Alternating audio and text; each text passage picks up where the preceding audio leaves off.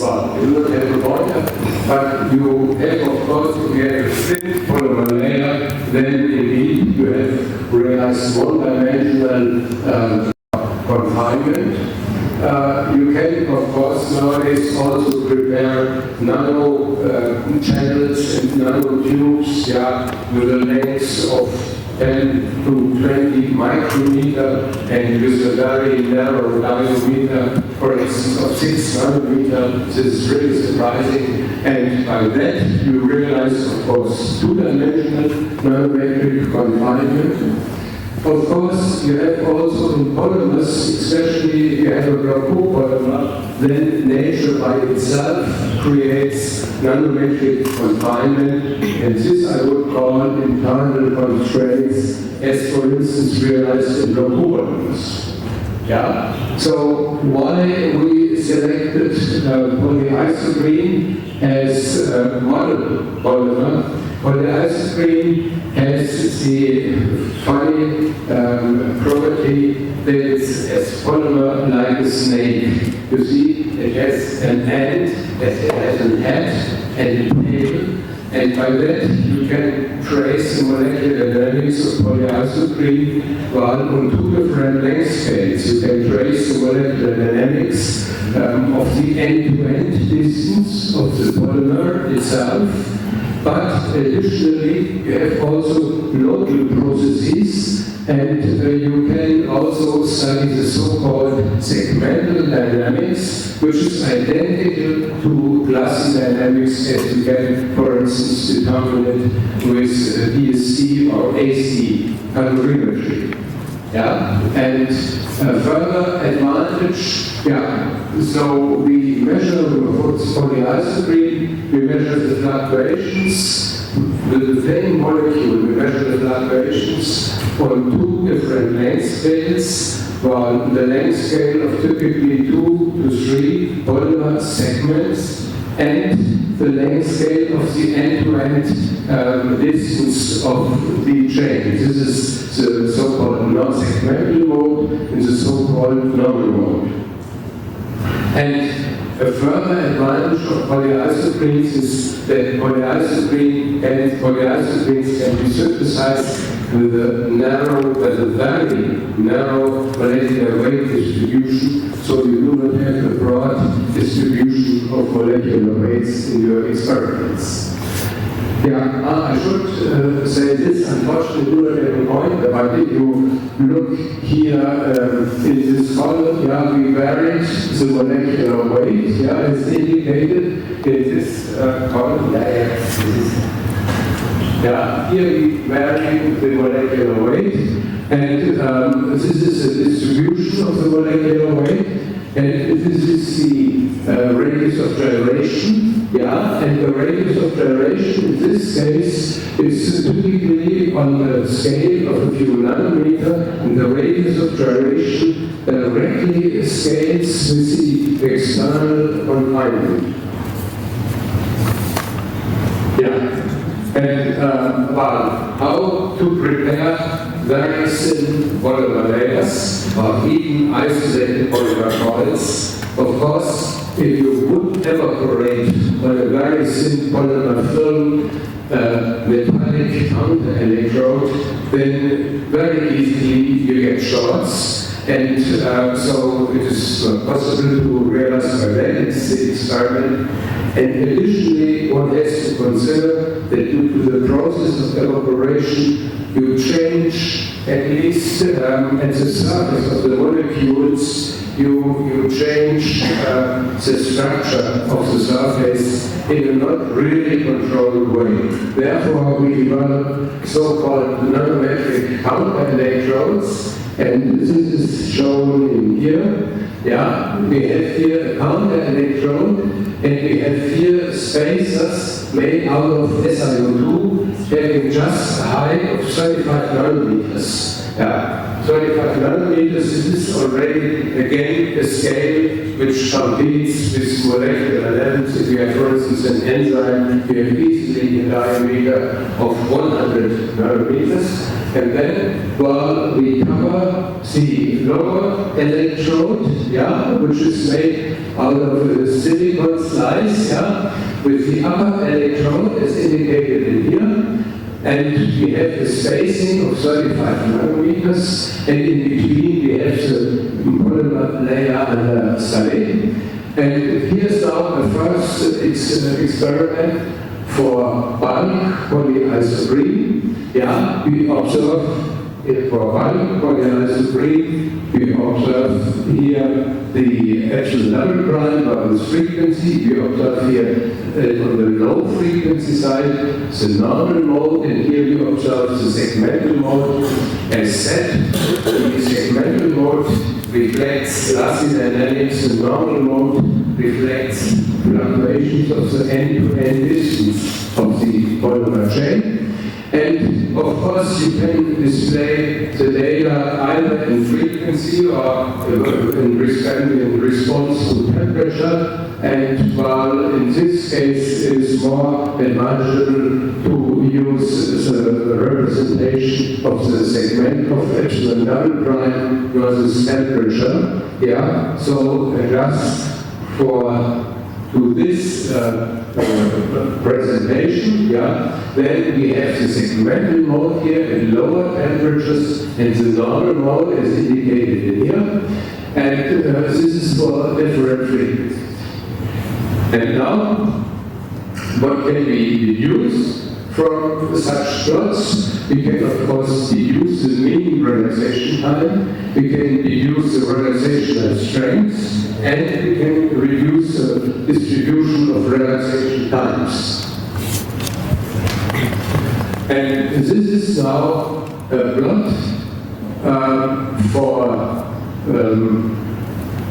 polyisoprene having this molecular weight, and these are the original data as coming out of the machines, for 6 nanometer for data measured having a thickness of 6 nanometer up to several hundred nanometers up to the bulk, and these are the original data.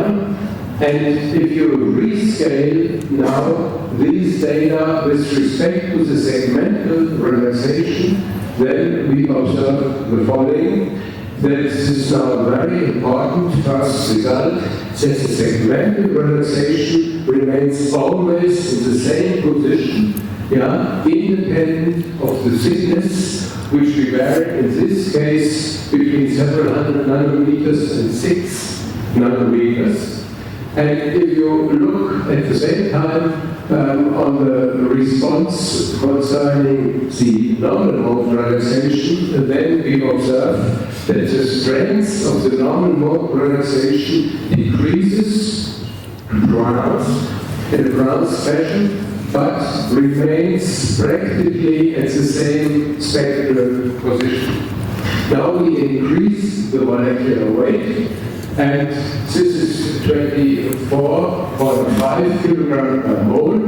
And here we observe, this is again the original data, and this is rescaled with respect to the segmental relaxation.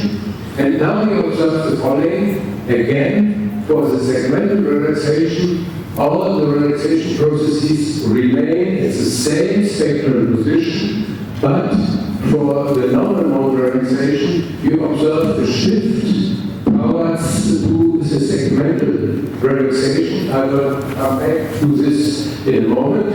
And in order to understand this, one has to know that in polymer dynamics, you have a critical molecular weight. Below this molecular weight, you have a normal, Glassy dynamics, while and you have so-called Krauss modes. While above this molecular weight, one has the relaxation of due to entanglement. And now we switch over to much higher molecular rates. Yeah? We compare now data between 11.6 kilogram per mole up to 53 kilogram per mole, and we observe in all cases that the segmental relaxation remains at the same position, independent of the thickness of the polymer layer, as measured, by the way, with a force microscope, while we observe that for the normal relaxation it decreases and approaches the segmental relaxation. And of course, we would like to understand this. And the answer is the following.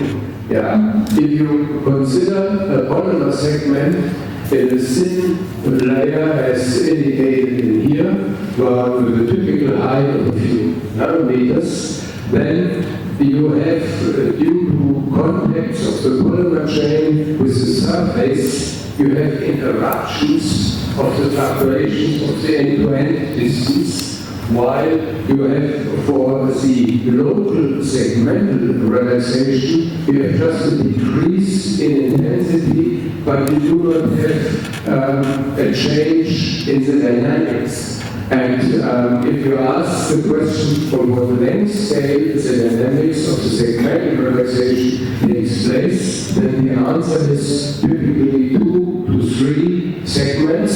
Yeah, it's a very local process taking place on the scale of 1 to 2 nanometers, while the extended fluctuations of the polymer chain as a whole are strongly influenced by the nanometric confinement, in this case due to contact with the underlying surface.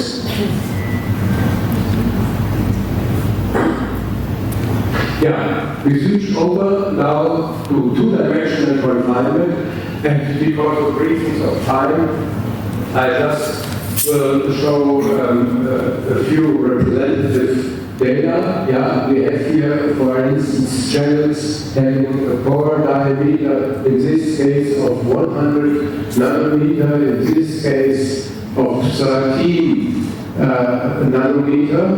Yeah. And we simply fill these pores and ask what happens to the molecular dynamics under these conditions. And the answer is shown in here. Yeah, if we have, this is again at the Lambda prime versus temperature at a fixed frequency, and we observe for the segmental relaxation for the local process, it remains at the same position, while the fluctuation of the end-to-end vector is completely broad, and practically it is no longer possible to define the relaxation process itself. And this is observed for all these experiments. And what is the interpretation? The quantitative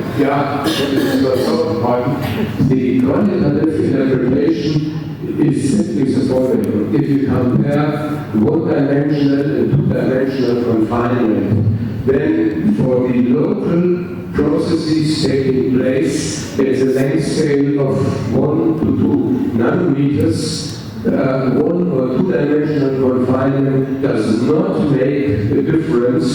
In contrast, the fluctuations of the end-to-end vector are strongly influenced due to the fact that if you have one-dimensional confinement, you have just one surface which may come in contact with the polymer segments, and by that hinder fluctuations of the end-to-end vector. If you have two-dimensional confinement, then the likelihood that you have not only on one side but also on two sides contact with the surface, and by that interrupt the fluctuation of the chain as a whole is much, much higher. Yeah, and now, well, for me it was a type of sport to try to give an experimental answer to the question, does already a single polymer chain perform a Glassy dynamics? And for that we selected polyvinylpyridine. Polyvinylpyridine is not a polymer which has a head and a tail, but it has a rather strong local dipole moment, and therefore it was more of advantage for these experiments. And the experiment is done in the following way. Yeah, we have here a wafer dice, and then we use a solution of polyvinylpyridine in a bad solvent. This is important. And this bad solvent means that you have in this solution isolated polymer coils. And if you spin coat these isolated polymer coils on the surface of this electrode, yeah, as indicated in here, and if you then cover this with the counter electrode having these spacers, then, well, you have the chance to realize a dielectric measurement, and if you optimize the detailed conditions, well, you have the chance to measure the molecular dynamics. But before we measure the molecular dynamics, of course, we have to ask the question, well, how to make sure that we have really here coils of isolated chains, and by this we did by use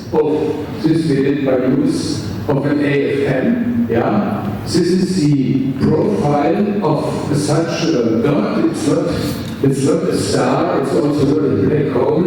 You see, it is isolated. This is a polymer coil. And in order to find out if this is an isolated polymer coil, we simply measure the traces as indicated in here. Yeah, and the height is typically 4 nanometers, 3 to 4 nanometers, and the lateral extension is typically plus minus 30 to 40 nanometers. So it's not really a coil, it's more a pancake. Yeah? And now, well, we simply determine with the AFM the volume of such a polymer nanodroplet. And yeah, we did this, and this is the experimental value.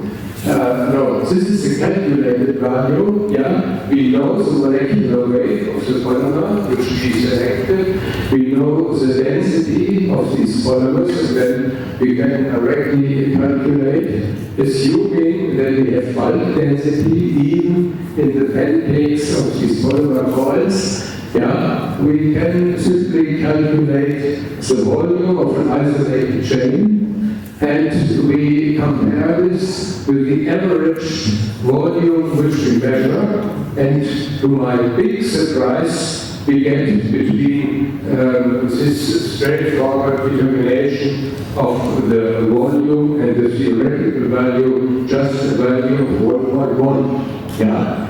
And now, what do we get for the dielectric measurement? Well, this is at the double prime versus temperature at fixed frequencies, as indicated in here. This is the bulk value. This is the value if we have semi-isolated chains. Yeah? I didn't show you the data because of time reasons. Semi-isolated means 3 to 4 chains. And if we have isolated chains, then we observe this.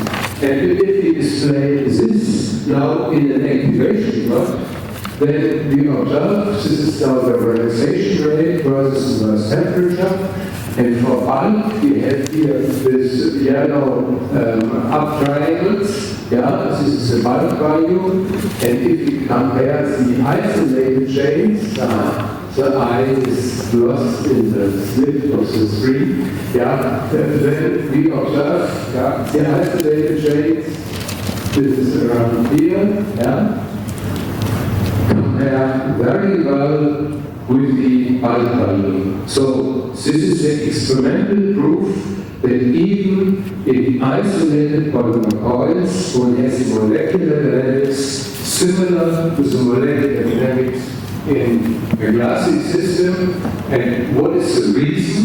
The reason is straightforward and simple. Yeah, if you have an isolated polymer coil, well, it has a lateral extension of plus minus 30 to 40 nanometers, a height of 5 nanometers, but the molecular dynamics takes place on the length scale of 2 to 3 nanometers. So, open from the side of a polymer segment, it doesn't make any difference if such a polymer segment fluctuating and carrying out Glassy dynamics is kept in a nanodroplet or is kept in the bulk. Well, there are certain many more details which I have to skip because of time reasons, but the essential message of this talk is that the molecular dynamics down to the level of isolated polymer chain can be measured, first of all, and secondly, that Glassy dynamics is not influenced the dynamics if you go from the bulk to nanometric scales, and even in isolated polymer coils, one has Glassy dynamics. Yeah, and but the last point I had also to skip because of time reasons. And I would like to thank the people who did the work.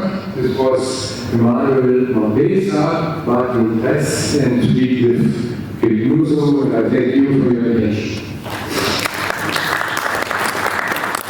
Thank you very much. We have time maybe for one or two questions.